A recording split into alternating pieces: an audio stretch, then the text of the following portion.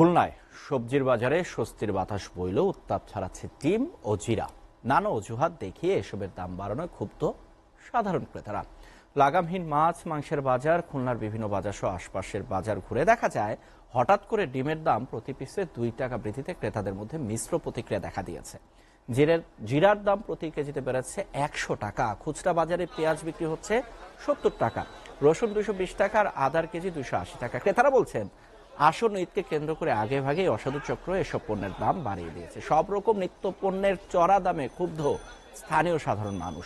তবে বাজার ঘুরে দেখা যায় কমেছে কিছু কিছু সবজির দাম।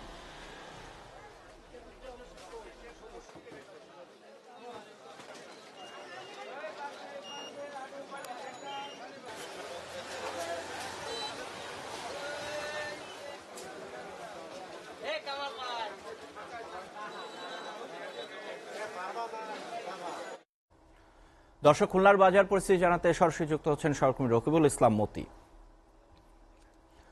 নিত্য পণ্যের সরবরাহে ঘাটতি নেই, তারপরও লাগামহীন দ্রব্যমূল্য কেন এবং কি বলছেন ক্রেতা বিক্রেতারা, আমাদেরকে একটু জানাবেন। খুলনার বাজারের পরিস্থিতি যদি বলতে হয় তাহলে প্রথমে বলতে হবে যে ডিমের বাজার নিয়ে কিন্তু মানুষের ভিতরে অস্বস্তির এক ধরনের প্রকাশ করছে এবং তারা বলছে যে এক সপ্তাহের ব্যবধানে যে প্রতি পিস ডিমের দাম 2 টাকা করে বেড়ে যাওয়া, এটা মানুষের জন্য আসলে একটু বাড়তি বলে তারা বলছেন যে সাধারণ যারা মানুষ তারা কিন্তু সাধারণত ডিম এবং যে স্থানীয় যে মাছ আছে তার উপরে কিন্তু তাদের আমিষের যে প্রোটিন মানে চাহিদাটা পূরণ করে থাকে, সেই পূরণের জায়গাটা কিন্তু অলরেডি ঘাটতি শুরু হয়েছে, তারা কিন্তু স্বাভাবিকভাবে কিনতে পারছে না।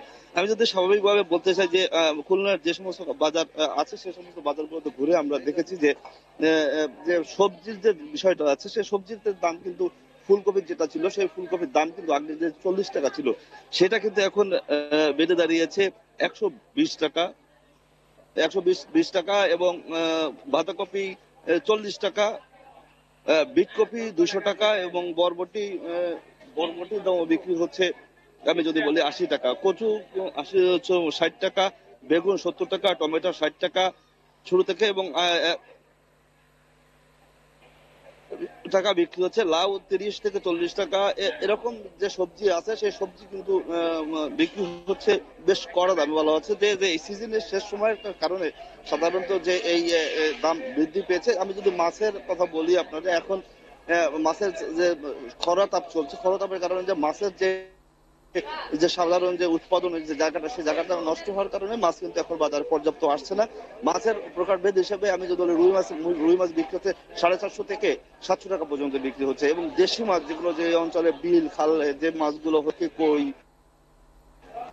থামতেছে, যার কারণে এই অঞ্চলের মানুষের যে মাছের যে চাহিদাটা থাকে সেই চাহিদাটা কিন্তু এখন আর পাওয়া যাচ্ছে না এবং স্বাভাবিকভাবে একমাত্র তেলাপিয়া মাছ কম দামে বিক্রি হচ্ছে, সেটাও কিন্তু 180 টাকা বিক্রি হচ্ছে।